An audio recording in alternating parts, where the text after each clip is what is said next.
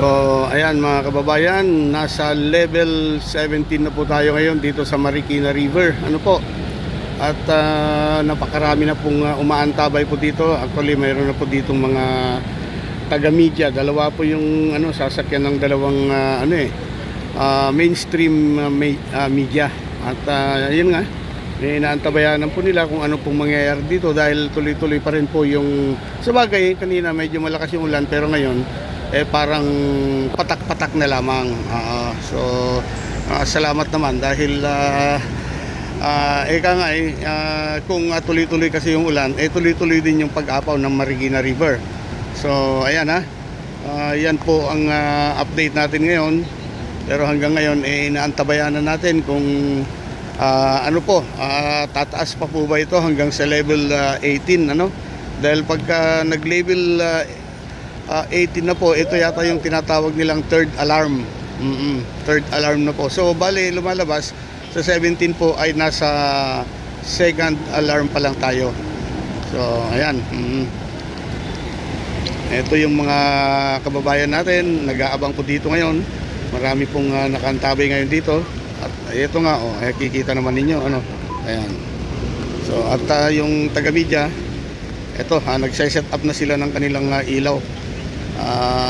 Siguro ganoon din makikipagpuyatan ng kaunti para abangan kung ano mangyayari dito ayan yung isang dambuhalang ewan ko kung ano yung dambuhalan nito.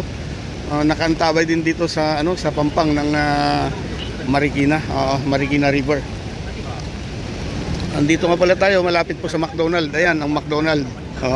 Kaya pagka nagutom yung mga tao rito, tatakbo lang sa McDonald. Okay, ayan. Ano nakalagay dyan? Alagang Marikina. Alagang Marikina, talaga naman. Dahil kung hindi po naging maganda po yung mga naging dito, yung development po ng flood control project dito sa Marikina, sigurado pong hindi lang po itong aabutin na Marikina siguro. Medyo napansin ko lamang, ito kanina wala pa sa 17 halos wala pa sa 17. Pero ngayon, ayan nakikita po natin, halos lagpasan na po niya yung 17. Yan umabot na po siya, eksakto na po sa 17. So, yan po ay second alarm. Second alarm po ito. At tayo natin kung tataas pa po ba o hindi na itong level ng tubig dito sa Marikina River.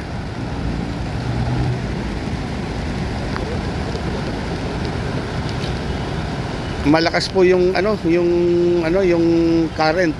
Malakas yung flow ng tubig, talagang kung ako nga lang siguro baka kaya ko pang languyin to kaya ko pang languyin to pero wag na tayo magbaka sakali. biro lang po, hindi po tayo marunong lumangoy. Pang swimming pool lang po tayo pagka may current at saka may alon pag sa dagat. Wag na tayo magyabang at hindi naman tayo talaga swimmer but then just the same, kaya nang sabi ko kanina, antabay lang po tayo rito hanggang mamaya-maya titignan natin. Ayan medyo tumasa naman ng kaunti. Okay, nandito tayo. Actually itong kinakatayuan ko ay baha na po ito, baha. Ayan pong aking bota.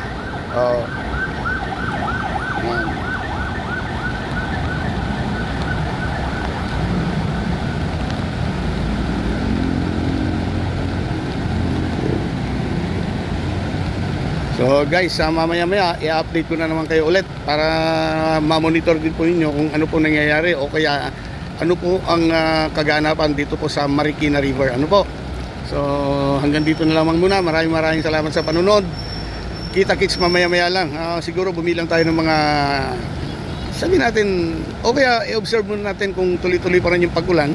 At kung tuloy-tuloy yung pag-ulan, siyempre monitor din natin itong Marikina River. Pero kung sabagay ngayon kasi parang patak-patak na lamang.